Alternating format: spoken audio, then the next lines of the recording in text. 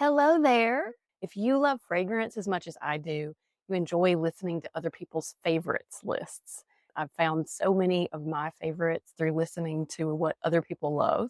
So I'm jumping on the bandwagon. I want to say thank you to Simply Aisha for her video tag for fragrance personality. She made that video about a month ago and invited any of us who are interested to participate. And I thank her so much for that because it's what spurred me on to create this first real YouTube video. I'll tell you a little about myself as we go along, but let's get started. First question is, what is my favorite Boss Babe scent? So I'm a medical doctor, and when I think of being a boss babe, that involves working in the clinic, going into boardrooms, meetings, presentations, those sorts of things. And for us in healthcare, there's some limitations on how we can smell, particularly how much boldness and how much projection, the ways that our scent might affect those that we're treating. For me, in those situations, it means I'm wearing a very light scent. And lately, my favorite has been Amiris Femme by MFK. I love Amiris. It is an ingredient that comes from the resin of a citrus-like plant. So it's resin, but it doesn't smell like wood. It smells like citrus. It's a little warmer than your usual citrus, but only by a little bit. It still sparkles, but it has a lightness to it. It doesn't project too much. But what I really love is to wear the oil perfumery dupe of this. It is almost identical, but it sits a little closer to my skin and it only can be smelled by people who are very close to me. But I get to smell it all day, and that makes me really happy. I want my fragrance to be smelled by me. That is the primary reason that I wear fragrance. And so this one I love. And again, if you work in healthcare, you might want to look out for that oil perfumery dupe. But this, gosh, it's beautiful. Any occasion, any time of year, layers so well with other kind of warmer floral scents. You just can't go wrong with this one. The next question is, what is my favorite bedtime scent? And for me, this one for a long time has been Aroma M's Geisha Vanilla Hinoki. It is a beautiful vanilla. If you like Diptyque's Eau Duel, then I would really recommend that you get a sample of this and try it. Um, the difference is there's this dry vanilla. This is not a gourmand vanilla. This isn't a syrupy vanilla or creamy. This is dry vanilla and hinoki wood. Hinoki wood from Japan, I believe. It is kind of a cedary, cypressy scent, and it is beautiful with the vanilla. The wood scent is a little bit smoky and cedary, cypressy, kind of white woods. It has good longevity. I can put it on and still be able to smell it on my skin in the morning. It also stays, arm's length when you wear it during the daytime. My husband loved this so much when I got the sample from Olfactive a few years ago in the monthly box. He bought me a bottle, and this is my second bottle. I've got a backup. This is Geisha Vanilla Hinoki by Aroma M. So next question, what is my hug in a bottle scent? And for me, that is Carner's Tardis. This is a favorite of a lot of people. This was my first real niche fragrance purchase back in, gosh, I don't know, the early 20 teens.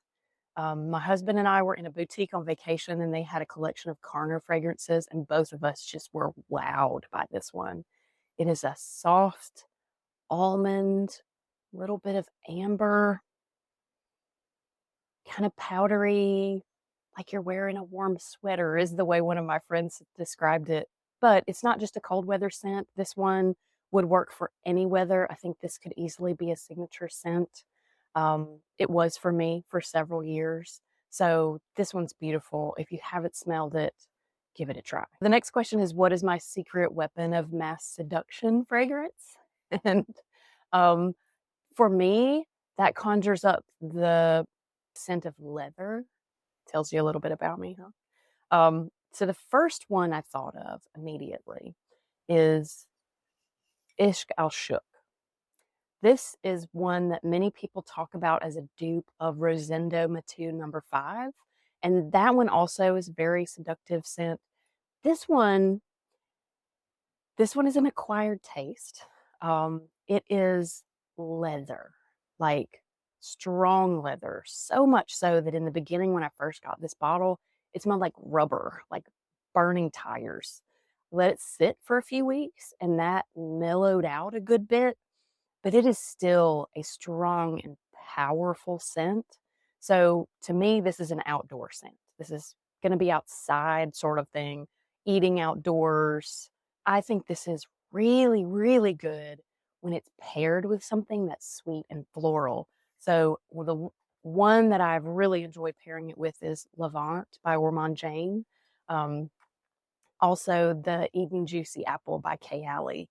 Those go together so nicely. I have this image in my mind of Maze from the TV show Lucifer, like in her latex bodysuit and like a leather jacket on her motorcycle with this fragrance. So that one is great.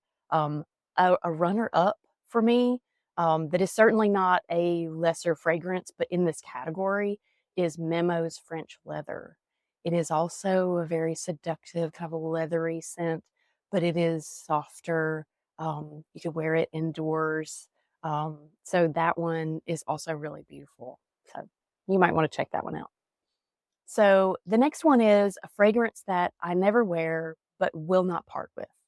And for me, that is a little bottle that I still have of the Victoria fragrance by Victoria's Secret. It was discontinued, I don't know how many years ago. I had bought it in the 90s. I think I was like 14 or 15 when I first bought that fragrance, and I am 47. So that tells you it's old. Um, it's not still my personality, but I can take a sniff of that and get a hit of memory that I can't get in any other way. And so that one is just really special to me. The next question is, what is one of my favorite fragrances that I just don't wear enough? So for me, it's Carner's D600. This one, if you like TARDIS, I feel pretty certain you'll like this one. This is a slightly warmer, smokier version of TARDIS. There's still almond there. There's a little amber, and there's something just lightly smoky. You don't smell this and think, oh, smokiness. But when you compare the two, that's what I pick up on, is there's a little smokiness there. And it's so nice. I mean, you can just spray it all over. You can drench yourself in it. And it's not offensive. It won't be offensive to anyone. This is one I could spray lightly and wear to work. So yeah, this is a good one. So the next question is, what is a fragrance that I would recommend to a beginner to niche fragrances who wants to smell unique? Really any of the ones I've mentioned already, I think would be good for that category. But one in particular, Atelier Materies Rose Ardoise. This one is so beautiful and unique. You smell it and you notice the rose right away, but it's a rose that's different. It's different than any other rose perfume. This is not your grandmother. This is not your older mother or your aunt. This is young and modern, um, and sweet, and it's not sharp. There's some fluffiness to it.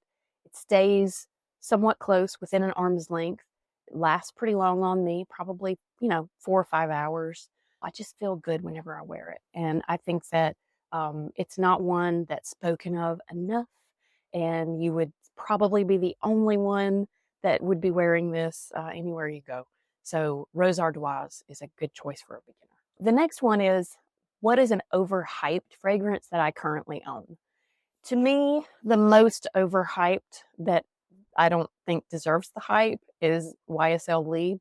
Any of the iterations, I just can't get on that bandwagon. I think that there are plenty of other options in a similar price point that have similar notes that are much better. So to me, an alternative would be Mon Guerlain, Burberry Goddess, if you want vanilla and lavender scents. I don't know. The Lieb just falls flat for me. So the next question is, what fragrance is on the chopping block? I've got two. One is Elie Saab's Le Parfum. I blind bought this one from a recommendation from another YouTuber, that it was a good alternative to like Chanel's Chansotant, or some of the other kind of lighter Chanel fragrances, newer ones. This is very two-dimensional. I don't think it comes anywhere near Chanel's Chansotant. Um, yeah, uh, I probably will get rid of this one. And then another is also a blind buy. This is Encre Noire. This one is à l'extrême. Both of those I've bought blind because the price point was pretty low. I found them on a discount. This one, I can't decide whether I want to keep it and layer things with it. This is mossy. But to me, it has a spoiled spinach smell. Like you left your bag of spinach in the refrigerator too long, that kind of smell. It goes away in the dry down, but I don't know. Life is short. I don't want to spend too much of it waiting for a stinky smell to go away. So I'm probably going to get rid of this one. All right. So the next one is, what is the most recent fragrance that I've purchased? I haven't even taken it out of the box because I want to do an unboxing, because I have a feeling this is beautifully packaged. It's Levitating by Floricu. There were several in the Discovery set that I sampled that I really liked, and that one was beautiful.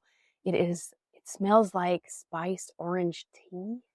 I can't wait to open that package. So maybe I'll do that and make another video of it. Next is, what fragrance is at the top of my wish list? That's going to be Argos Triumph of Bacchus. I've used 2 decants now, and I've decided I definitely want to get it.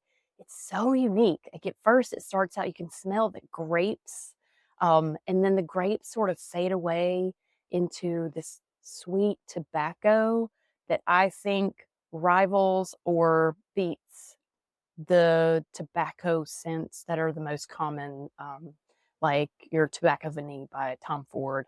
I think this one is so much prettier. So I've got that one on my wish list this year. And the last one is, what is my one fragrance for life? This one was tough. I've got 2.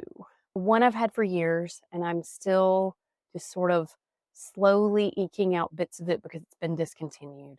And it is Stella by Stella McCartney. It is the most beautiful rose. So beautiful. And I'm so sad that they discontinued it. I wish it would get brought back, but from what I understand, it's not going to. So I've got one last bottle of that one that I just love so much. I wore it as a signature scent when my girls were young, and when I wear that one, it just reminds me of that time in my life. So then I've got one that's newer that I don't think I'll ever want to be without. I mentioned this one earlier as a layering option, but Levant by Ormond James. This is so pretty. It's just that big floral. Oh, and then that makes me think about Ormond Woman, which at the same time, gosh, that could be a boss babe scent. That could be a holiday scent. That could be a signature scent. It's so beautiful too. It's like walking in a pine forest with flowers, and it's so intelligent. It's a really intelligent fragrance, if that makes any sense at all. If you ever smell it, I think you'll know what I mean. But I think Levant is the one that I would keep if I had to get rid of the others. This is the one. Thank you for sticking with me through those. You might wonder why a medical doctor is doing fragrance on YouTube, and not all of the other doctorly sorts of things that I could be doing on YouTube.